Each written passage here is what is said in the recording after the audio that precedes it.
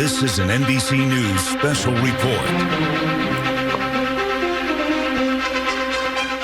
Good day to you. I'm Peter Alexander with this NBC special report. We are coming on the air right now with breaking news out of Venezuela, where several explosions have rocked the capital city there of Caracas. That is according to multiple eyewitnesses that NBC News has spoken to over the last several hours. Those eyewitnesses sharing firsthand accounts of those explosions. The Venezuelan government, for its part, has accused the United States in a new statement from overnight of carrying out the military attacks, condemning the strikes as what it calls extremely serious military aggression. Neither the White House nor the Pentagon has issued any comment. We are out to both the White House and the Pentagon, as well as the State Department, for any information on this. And of course, we're monitoring Truth Social to hear if the President of the United States shares any comments as well. But notably, if the U.S. is behind these strikes, it would mark a major escalation from the United States military after the Trump administration's months-long pressure campaign on Venezuelan leader Nicolas Maduro's regime there. Maduro, someone that the United States has said is an illegitimate leader, the head of what the United States, the U.S. Says is a narco-terrorist state. And of course, it follows a recent U.S. strike in Venezuela just before the end of the year, as well as we have been reporting for weeks and months now, those military strikes on boats in the region that the U.S. says have been carrying drugs throughout the region. Again, right now, you are looking at pictures into our newsroom of explosions in the capital city of Caracas, Venezuela. No statement from the United States so far, but the Venezuelan government is accusing this of being an extremely serious military aggression, a military attack from the United States. A series of my colleagues are up early as we begin the new year together right now with the very latest on all of it. I want to begin with NBC News' senior White House correspondent, my colleague Gabe Gutierrez, who has been up early detailing some of what we're seeing right now. Gabe, as we know, this comes after what have been weeks of threats and warnings and accusations by the United States. The president, only a matter of days ago, had said that Nicolas Maduro's days were numbered. If the U.S. is behind these strikes, it appears very clear that the U.S. is now amping up the pressure on the Venezuelan leader. Gabe?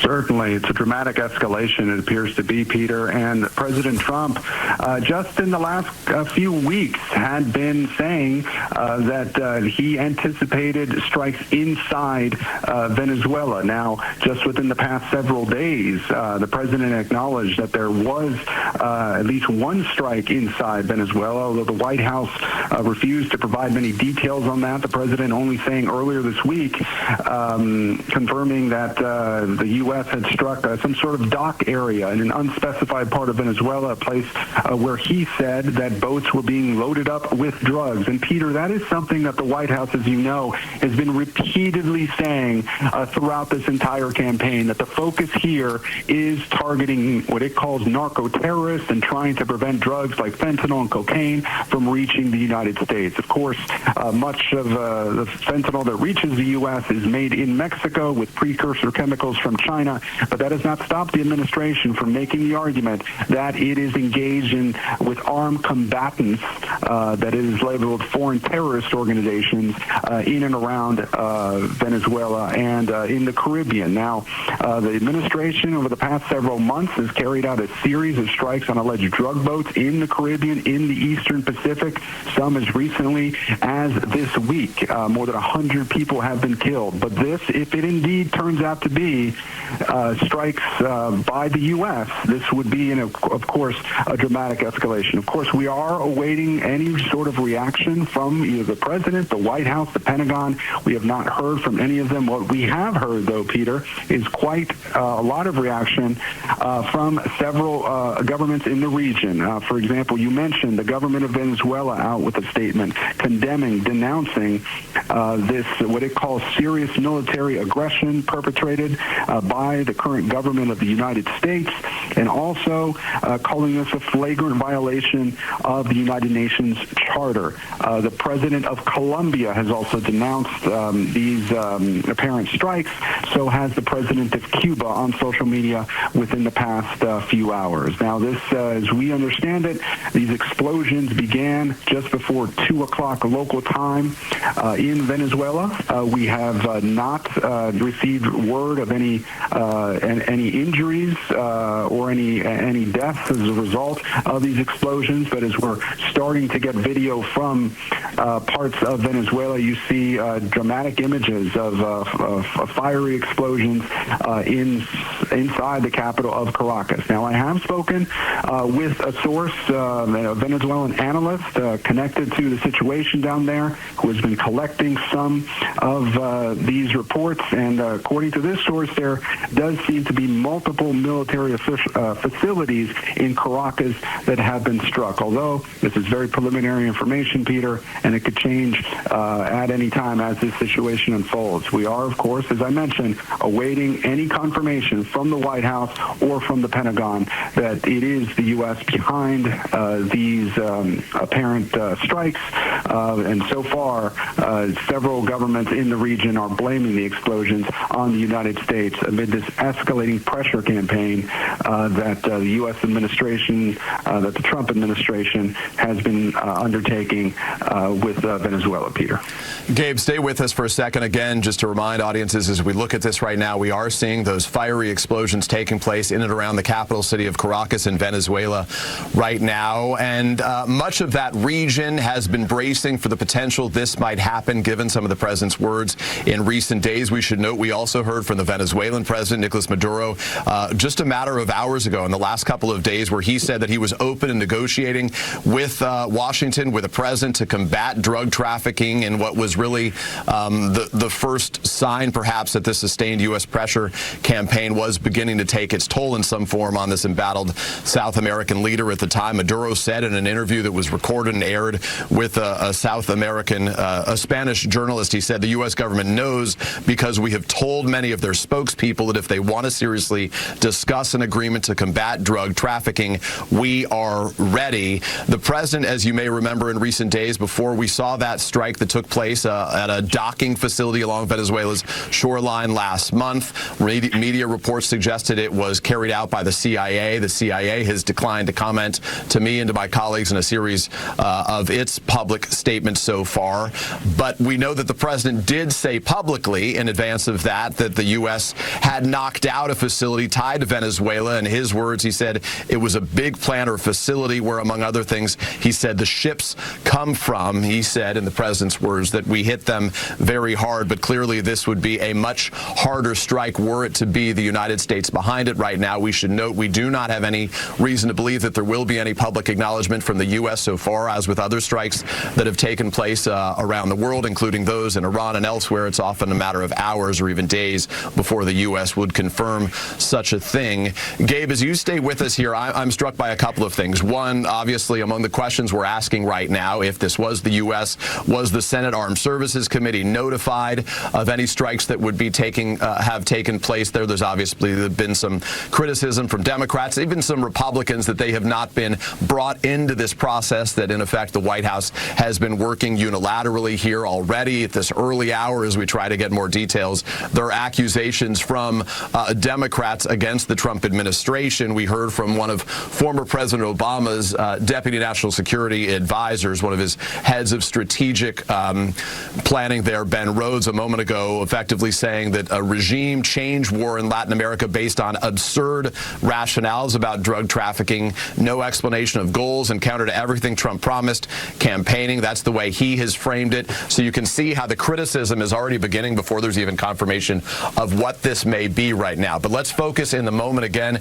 with those strikes right here, Gabe. And the president has had a series of meetings, we know, over recent weeks with some of his top advisors. We know they've been focused on a series of military situations, most notably what's been taking place between Russia and Ukraine. But Gabe, update us on the conversations, the meetings the president and his aides have been having as it relates to Venezuela.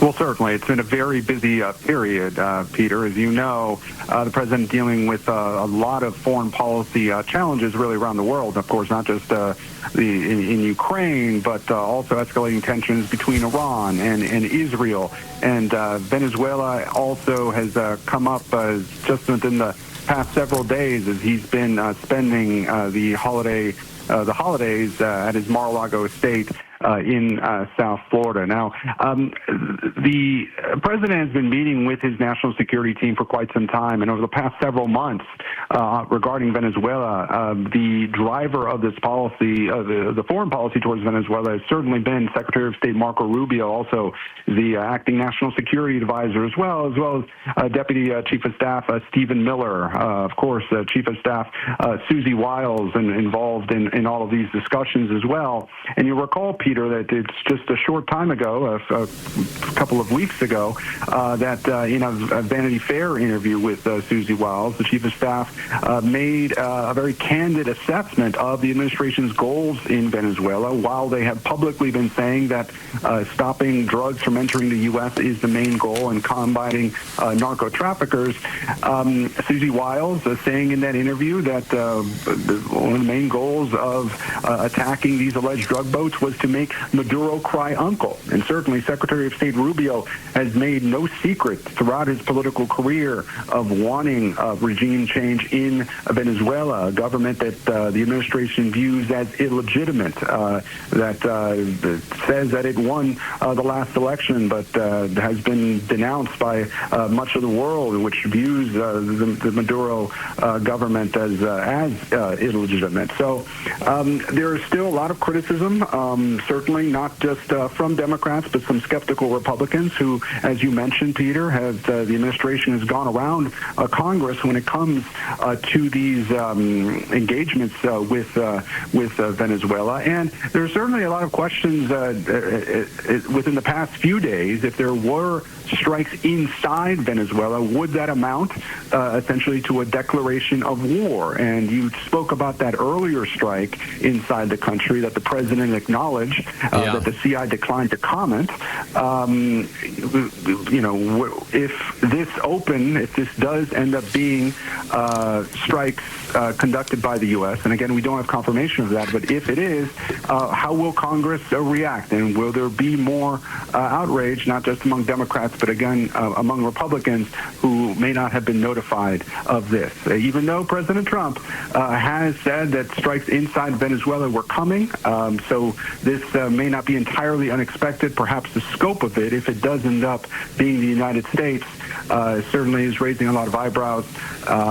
Right now, we have not heard from the White House, have not heard from the Pentagon, and we have not heard directly from Venezuela's leader, Nicolas Maduro. We have heard a statement from his government, but Maduro himself, we are not sure of his whereabouts at this hour either, Peter.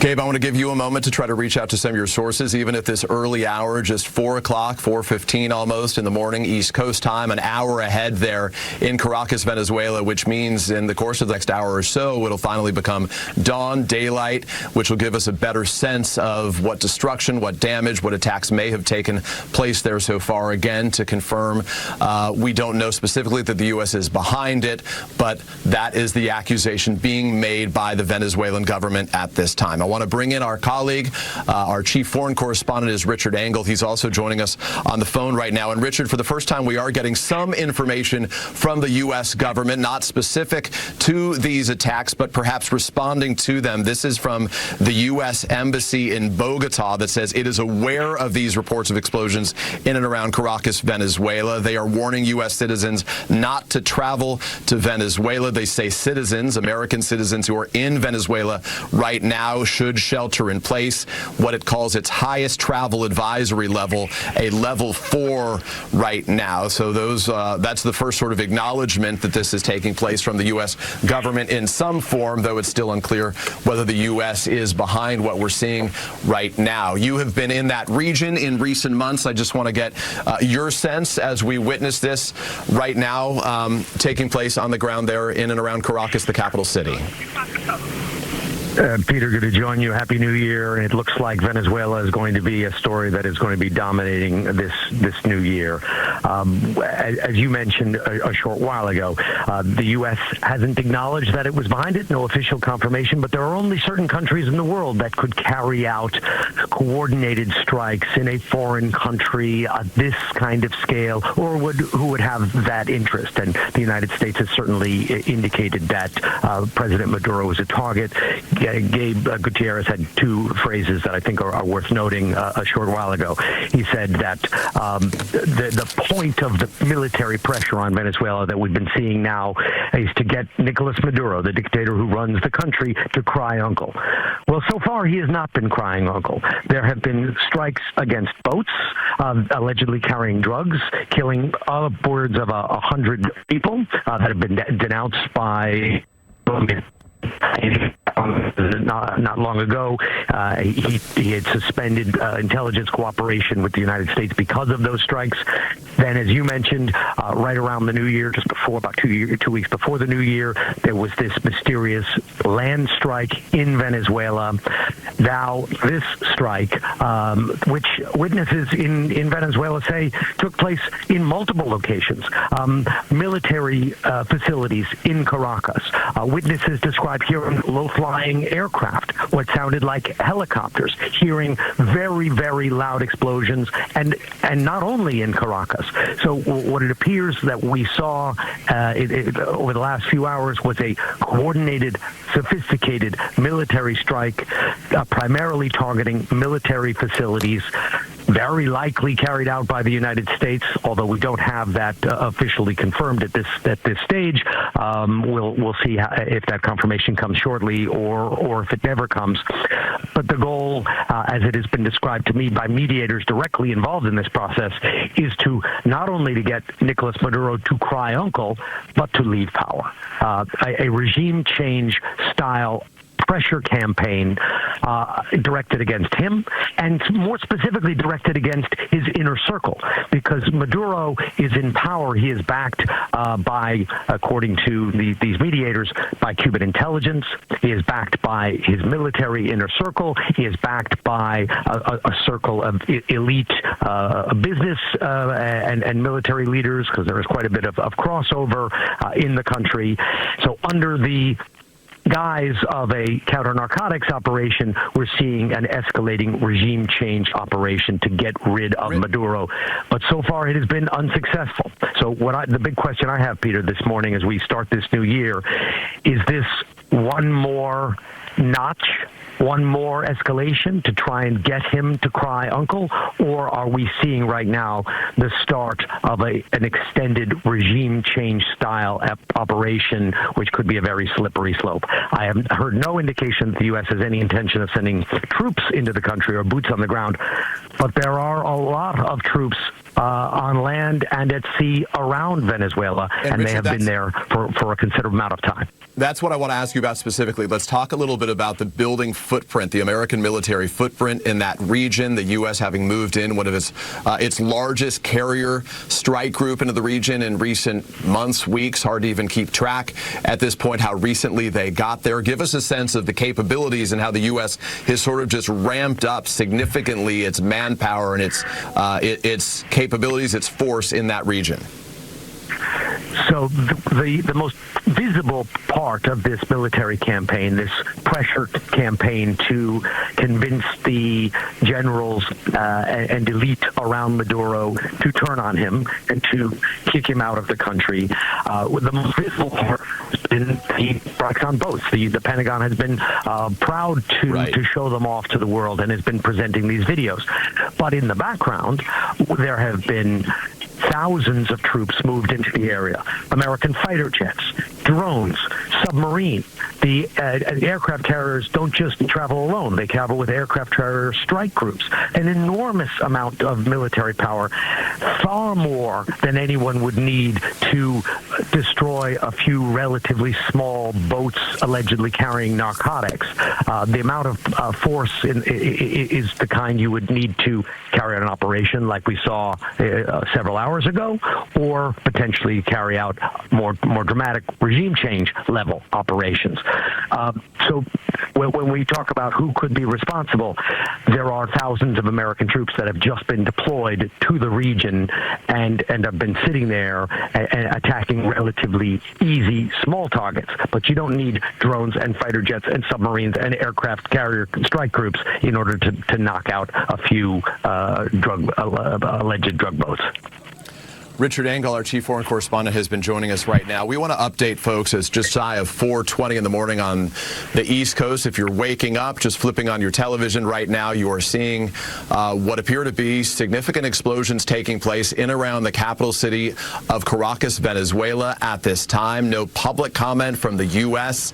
so far, from the White House or the Pentagon, but the Venezuelan government is accusing the United States of extremely serious military aggression, blaming the United States and the president for the military strikes that we are seeing at this time. Again, sticking with our chief foreign correspondent, Richard Engel, for a moment, and we have some eyewitnesses on the ground who have confirmed what they have seen there as well. We hope to speak to them shortly. Richard, I just want to set the scene for folks right now. This is a president who came into office. Among the first things that he said when he arrived was that I'm not going to start wars, I'm going to stop wars. We have seen the president who has struck Iran, has struck Somalia, has struck Nigeria, a series of strikes in a lot of places. The argument the White House makes is this is not starting wars, it's avoiding the potential for wars in this region. But obviously this ramps up, if it's to be the United States that's behind it, this does ramp up in a very significant way the pressure campaign that the U.S.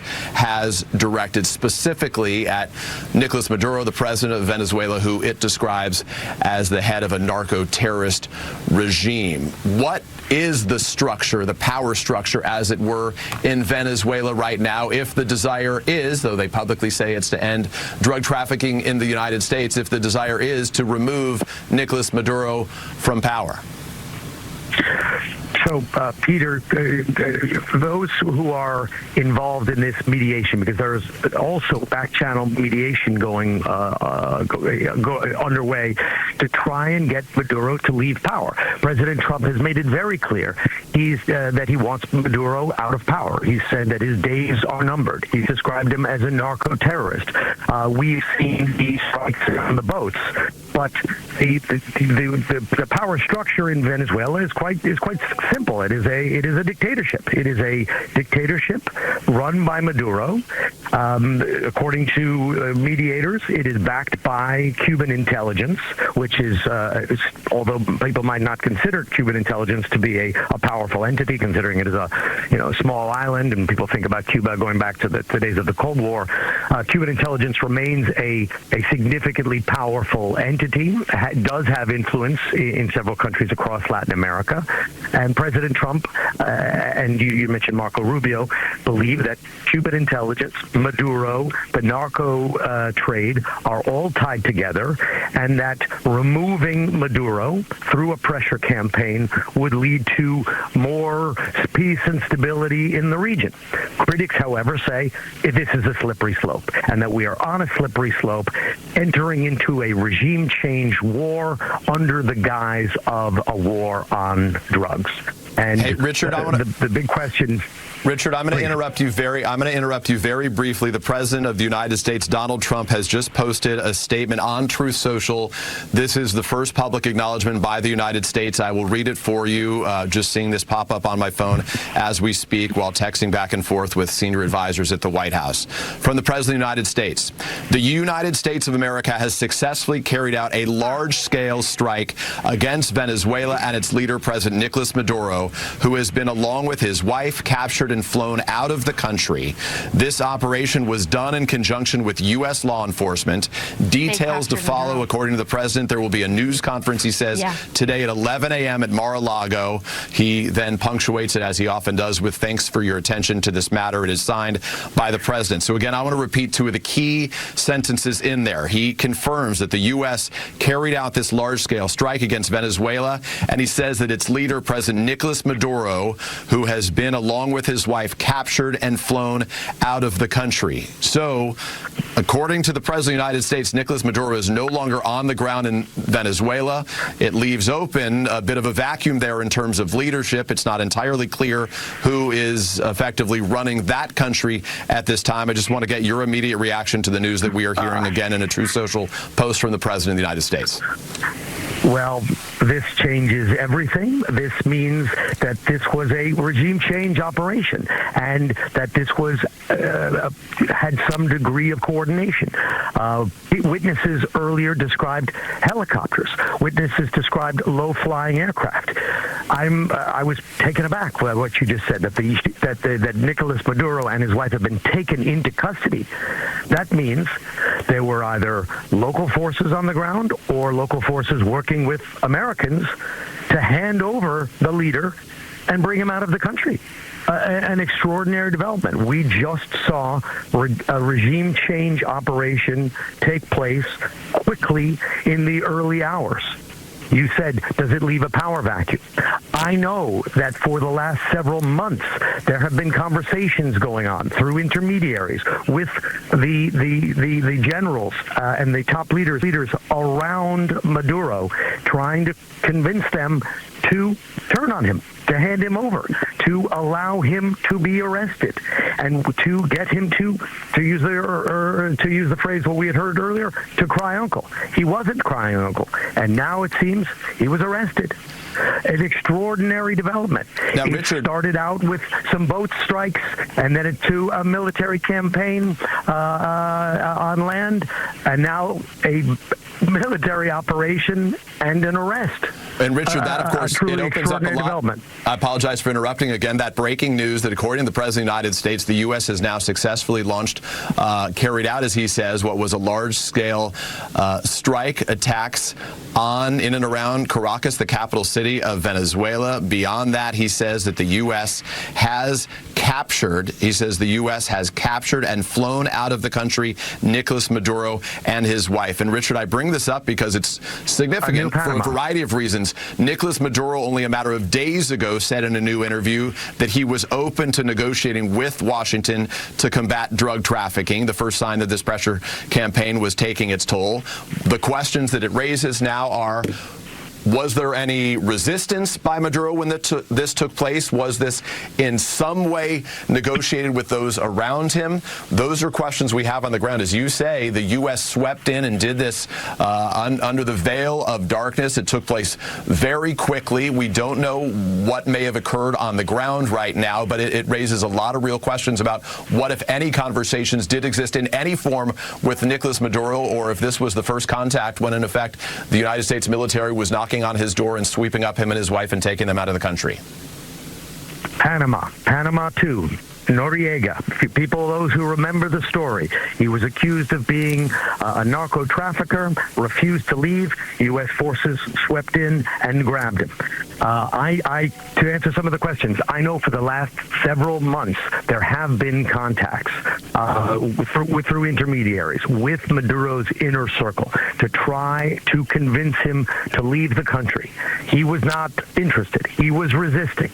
This pressure campaign has been escalating, first with the boats, then with President Trump declaring him a narco-terrorist, then all of the U.S. military buildup in the region, the aircraft carrier strike groups, the submarines, the drones, aircraft. Then, shortly before New Year's, a land strike allegedly carried out by the CIA. Very few details about what was hit then. And now, overnight, a capture operation. You don't do a capture operation without attacking some military sites, because you need to clear the airspace, you need to clear away air defenses, you need to protect the helicopters and the troops that are going in to remove the person you're trying to arrest.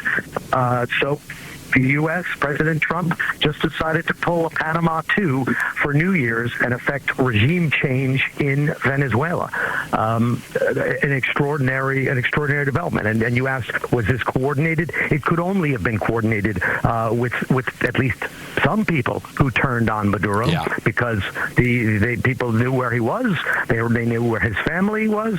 It sounds like he is still alive, and I would not be surprised if we see him in front of an American court in the coming weeks or months.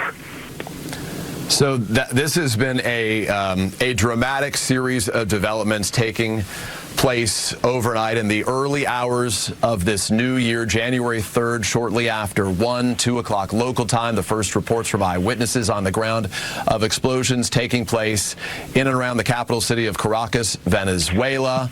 And now, within a matter of minutes ago, we are hearing from the president again, detailing publicly, among other things, that the U.S. was behind what he described as a large-scale strike against Venezuela and its leader, Nicolas Maduro. He says Maduro has been captured and flown out of the country alongside his wife. The president does not detail where they are being taken at this time. The president, who remains at his Mar-a-Lago estate, his property in Palm Beach, Florida, says that this operation was done in conjunction with U.S. law enforcement and says that there will be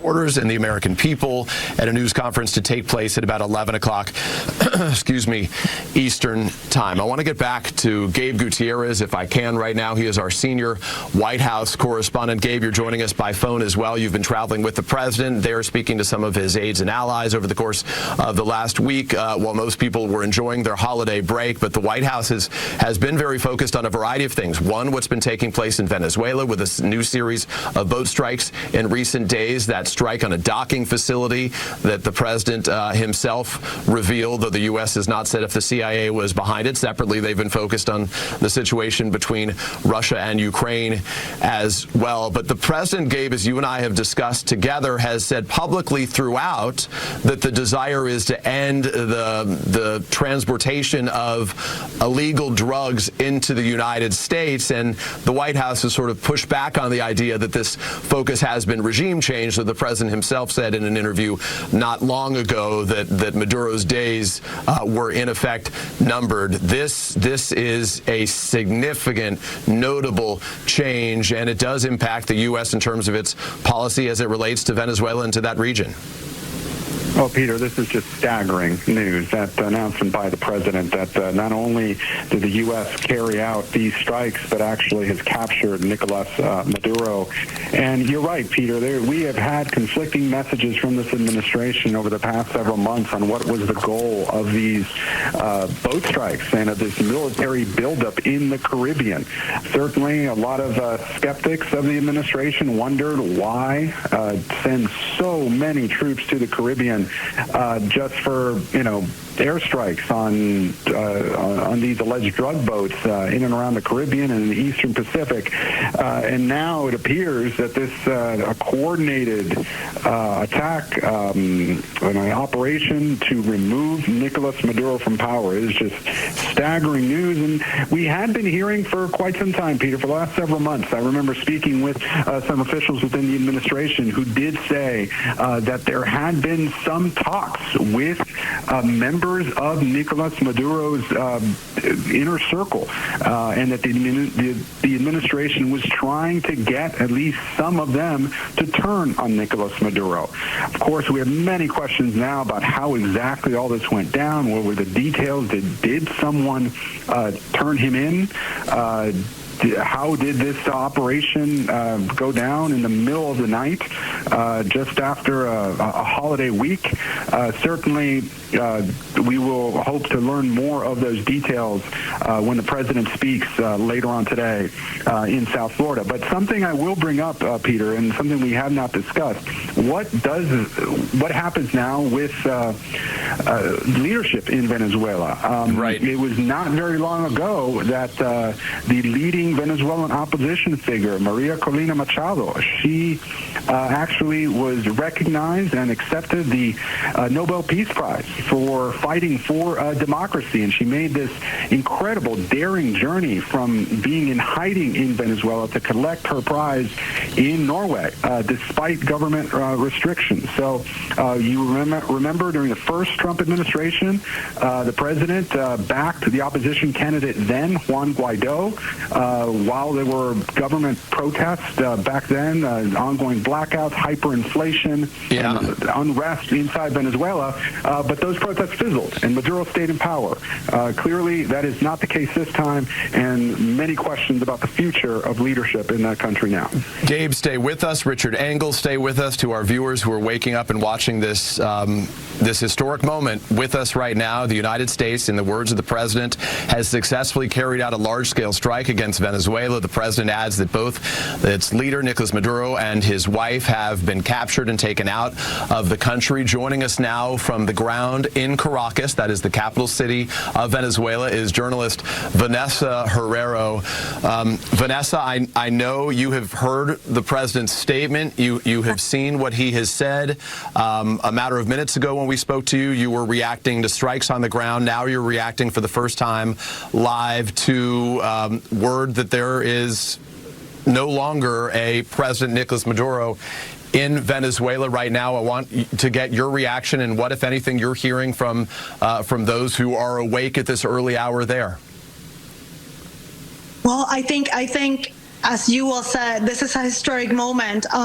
If this, Trump just confirmed this, but of course, when the footage, the pictures, the story about how he was caught, if he resisted or not, what happened, when exactly, come to light, I'm sure we're gonna see a great deal of reaction, not only around Caracas, but in the entire country.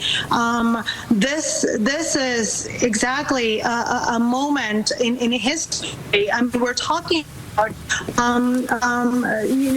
20 years of Chavismo just vanishing in over a night, over hours, not even a night, hours. I mean, this situation really, I believe now more than ever, now that Donald Trump just tweeted that, said that on his Truth Social, that I believe that this strike was absolutely caught out of the blue, caught unaware the Venezuelan government. I'm sorry, I'm stumbling there, but it's really huge news right now. No, Ana Vanessa, I appreciate your being with us right now, the first voice from inside Venezuela, sharing the experiences you've had, what you have seen there.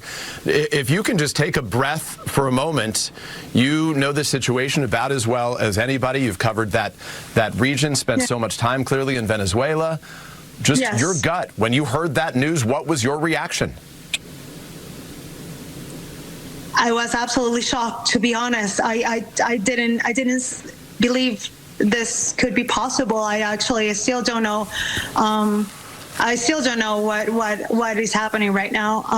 We don't have confirmation again about, at least from Venezuela. We don't have anyone saying that this happened or how it happened. But there are a lot of videos flowing around WhatsApp and social media showing helicopters near what they claim, the people recording claim to be the house of high government officials, Delcy Rodriguez, Jorge Rodriguez, Diosdado Cabello.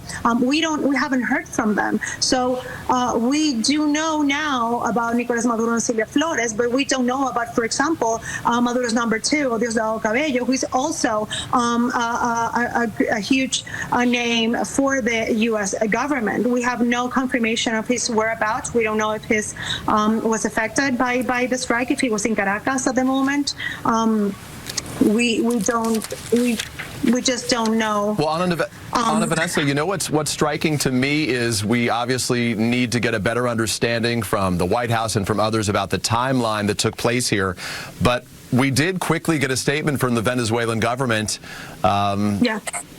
After these strikes began, saying in effect that this was an extremely serious military act of aggression.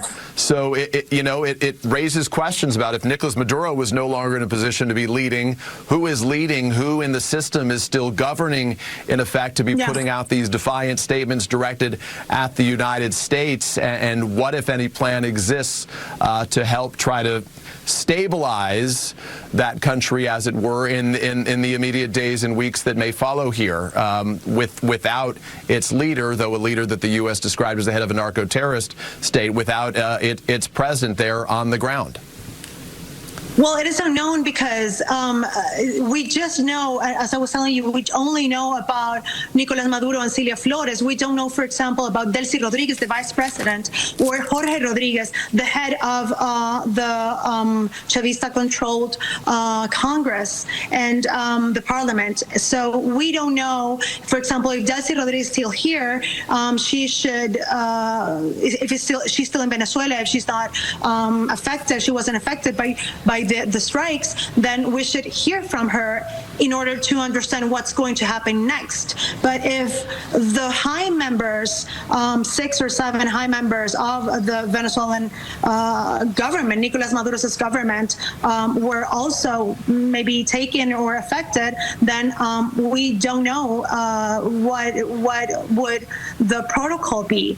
We do know that Nobel laureate Maria Corina Machado, who is a key ally to Edmundo Gonzalez, who was the winner of 2024 elections, according to the vote tallies. We do know that she said that they have the transition already to start whenever Nicolas Maduro was out of power. So maybe we can expect the opposition to take the place and start this this so-called transition into maybe new elections.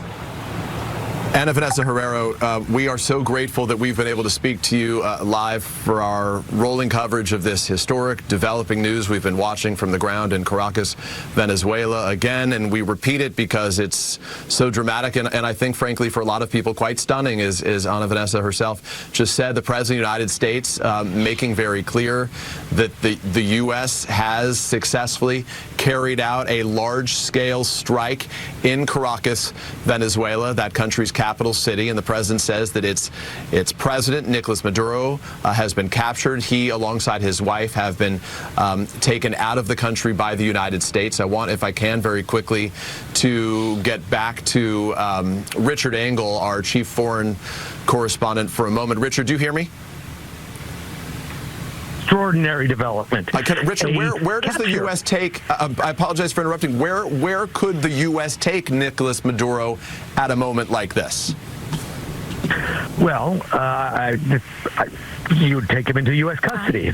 You would take him to a warship because they were talking about helicopters. So you would take him to some sort of warship, and then from a warship flown back to the United States. Again, this is very similar to Panama, very similar to Noriega. The U.S. went in, grabbed him, and then once he's in custody. So there are a series of steps, but these are the kind of operations that are carried out by Navy SEALs, Delta Force, close coordination with the CIA. The United States has some experience with this. The United States for decades was involved in a war on terrorism, is involved in in kill and capture operations all over the world. It would have been much easier to carry out an assassination campaign. And clearly the United States knew where Nicolas Maduro was. Clearly there was coordination on the inside. It would have been far easier to do what Israel did in Iran. Pick your target and carry out an assassination strike. But it seems that they wanted to arrest him. They wanted him in custody. And the closest place that is American custody would be a warship. And then from the warship to the U.S. mainland. So I would be expecting that we will see Nicolas Maduro in front of an American court before too long. And it will be a moment for Marco Rubio to celebrate, a way for the Trump administration to prove it's serious about exerting its force in Latin America. Let's not forget one of the first things President Trump did was call the Gulf of Mexico the Gulf of America. He clearly wants to show dominance in America's backyard, and he has just carried out I don't want to say breathtaking, but a surprise secret operation. The Venezuelan journalist you were talking to a short while ago said that she was shocked by this news. Peter, we were on air when this news came in. I almost asked you to repeat it. Did you really say the U.S. just went in and arrested Maduro? Yeah. Clearly they did. He had not been responding to the escalating pressure campaign. He had not been crying uncle. He had recently said that he was willing to negotiate. He was willing to collaborate. He was willing to find out a solution. It reminds me of the days of Saddam Hussein. Saddam Hussein in Iraq, when he was arrested, he'd been hiding in a hole, and the first thing he did is he put up his hands and he said, "I am Saddam Hussein, and I am willing to negotiate." It was too late for negotiations at that stage, and he was taken into custody and then ultimately handed over to the Iraqis and executed. I think at this stage, Nicolas Maduro, who has already been called a terrorist, already been charged with narco crimes, will end up facing an American court and probably being sentenced to a litany of crimes. Richard, I want to marinate in this moment for a sec about whatever type of operation it would require to be able to go in there and sweep up Nicolas Maduro, to take his wife with him as well out of that country. As the president said, the circumstances, of course, are very different, but there have been other operations that have been veiled in secrecy that stunned in many ways the world. You've been talking about the situation with Saddam Hussein, though very different circumstances. The United States back in 2011, of course, was able to go into Abbottabad, Pakistan, where they found Osama bin Laden, who had been hiding out there. That was a very different desire. He was not the leader of any country, of course. In fact, he was a terrorist leader, and he was killed in the course of that operation. But the U.S. ability to do this in secrecy, and at least to this point, we're waiting for any information about whether any Americans, whether there was any resistance, whether arms were fired at American troops, or whether the situation was not too dissimilar to the one you detailed with Saddam Hussein, where he just put his hands up at the time. But the U.S. has, it reminds Americans of the unique capabilities the U.S. has when the orders come from the President of the United States with the military involved to do something of such a high and dramatic scale like this. This would be the helicopter operation. You can't land a fixed-wing aircraft in the middle of a city. And witnesses in Caracas described hearing helicopters. So the reason you do a wide-scale military operation is to make sure that the forces going in are protected. Venezuela does have allies in Russia, does have anti-aircraft systems. Its military is a bit of a shambles. The country is under sanctions. There is an elite that has a lot of money, and then a great deal of poverty. Most of the refugees that are spreading around across Latin America, many of them come from Venezuela itself. So an impoverished nation that had been run by a dictator who has now been arrested. But it definitely demonstrates the U.S. capabilities. And I stress, because I've been speaking to mediators for months now, there has been an escalating pressure campaign directed not just on Maduro, but around his inner circle, the military around him, to hand him over. And Maduro's response was either to laugh it off. If you remember, he was seen in holding rallies, singing John Lennon songs, saying, "Imagine a time we can have peace." He was saying that this was just a great big American Yankee imperial plot, and he wasn't getting the message. People around him clearly got worried, and it seems like someone turned him in. With the U.S. military pressure in the region, with the strikes on the boats, and then that strike on land just before New Year's, I think you can see these now, how they line up, leading to what we saw overnight, an escalating campaign of military presence, boat strikes, a land strike, back-channel negotiations to get the inner circle to turn on Maduro, and now a capture operation. You mentioned Osama bin Laden. That was a kill operation. Kill operations are much easier.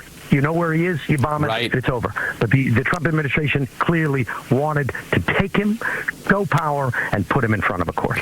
Just to pull back the curtain to let our audience in on some of what happens behind the scenes during developments like this, we have been reaching out to to those who work at the White House and the Pentagon as well for any additional details. I've been texting as we speak with officials in and around the White House for any better details. We've now been asking where Nicolas Maduro has been taken, is being taken. They have yet to respond to that. Again, the president saying that he will hold a news conference to take place at about 11 o'clock, which is, what, if it's almost 5 o'clock here, roughly 6 hours from now. Richard, stay with us. Gabe Gutierrez, stay with us. I want to get for a moment to Will Freeman. He is a fellow for the Latin America Studies at the Council on Foreign Relations. He is joining us now. Will, Happy New Year. We begin this conversation with developments that very few people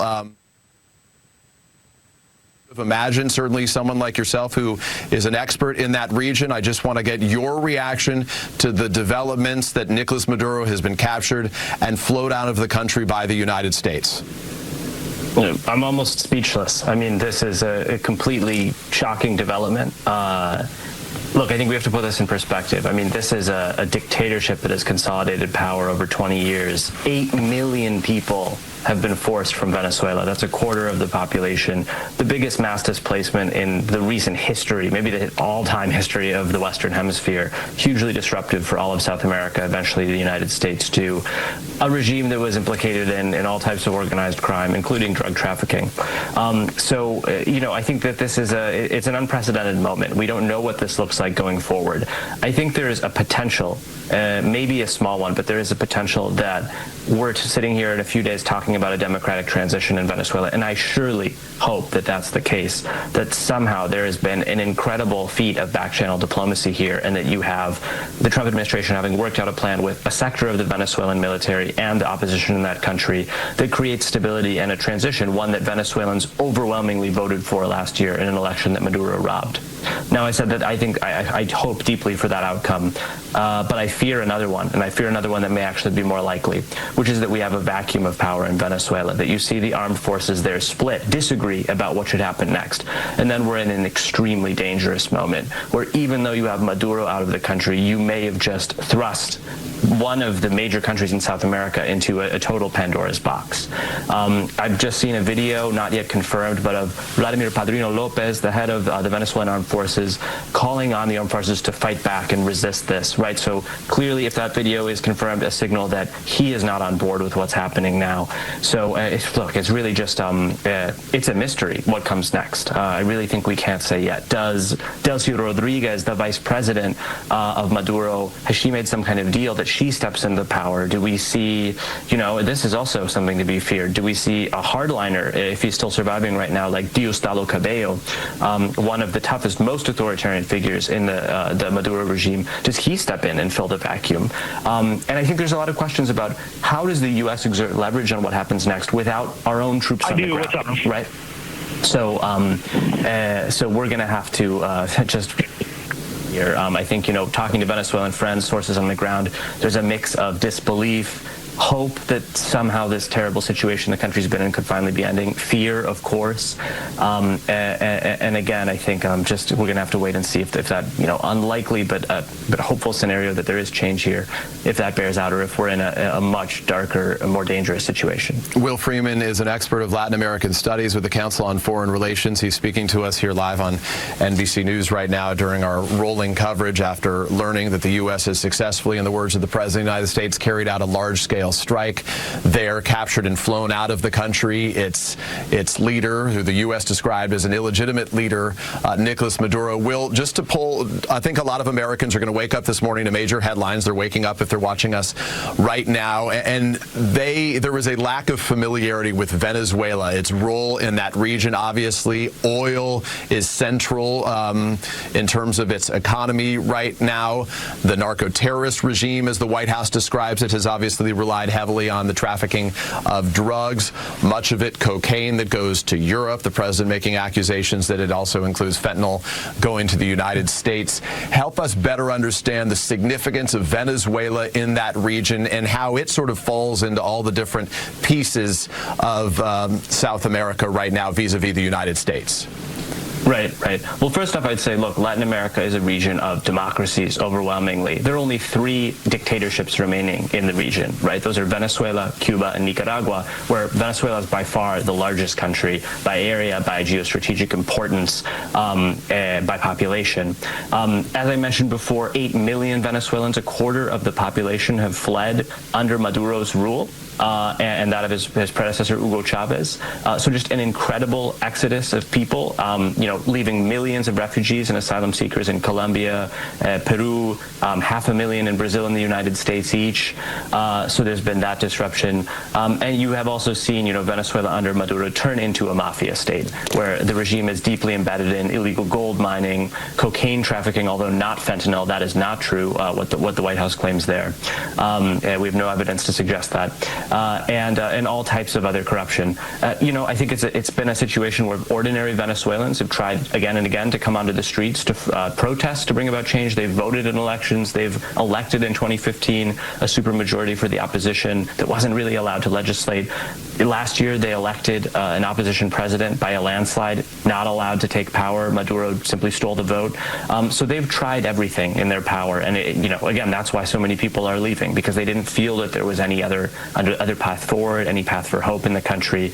Now, I do want to come back to the fact that when you look at democratic transitions around the world, the military, part of the military, always has to be on board. So otherwise, if you don't have that, if you don't have part of the military agreeing to the transition, guiding it, you end up with chaos. You end up often with civil war, with the power vacuum.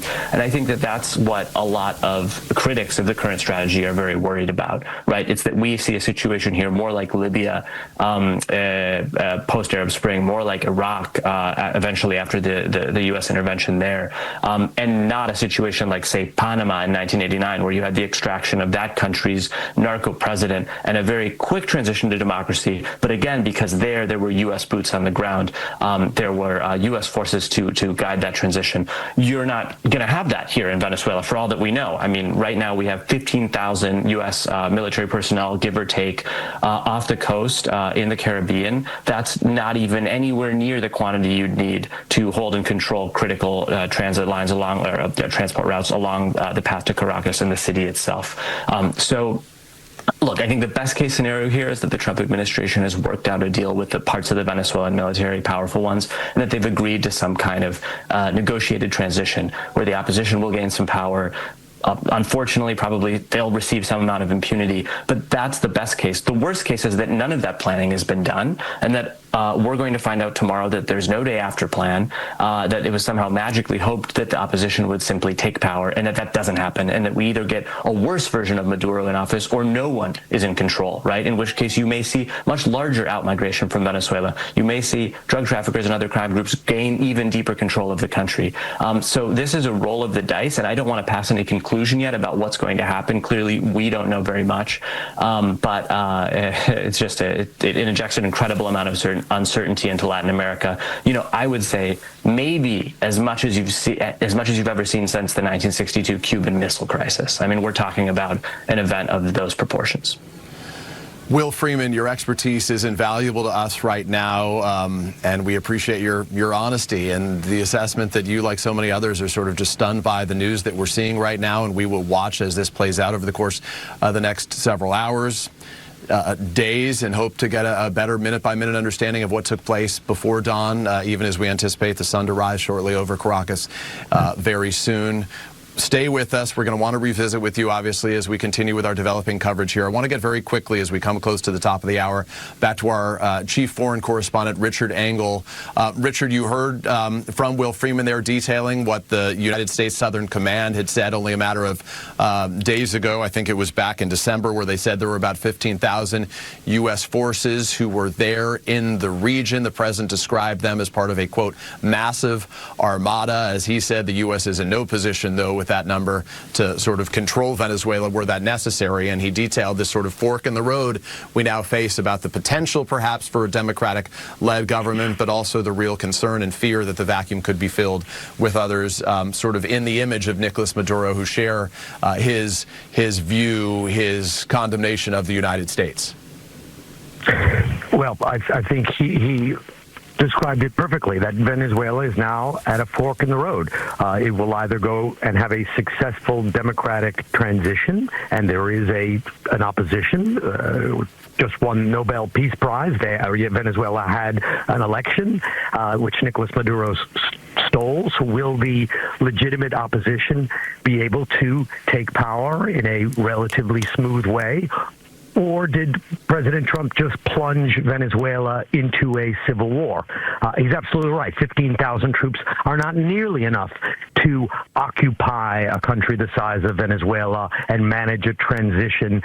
There were more than 120,000 troops in Iraq, sometimes more than that, and about 1 million troops cycled through the country. And Iraq still plunged into civil war, so more troops had to be added in order to stop the civil war. He mentioned Libya, which I think is a key example.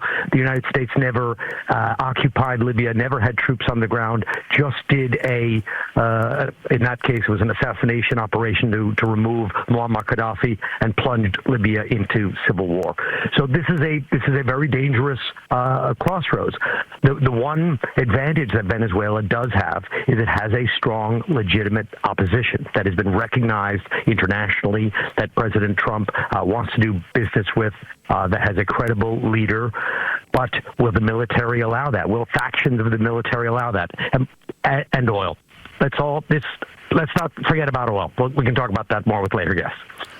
Richard Engel, our chief foreign correspondent, has been joining us. Our colleague Keir Simmons is joining us as well. Gabe Gutierrez, our senior White House correspondent, as we continue with this rolling coverage of the United States and the strikes that it has carried out taking place in Venezuela over the course of the last several hours. As we come upon 5 o'clock, we want to give our audiences a chance, as we will reset it very quickly again.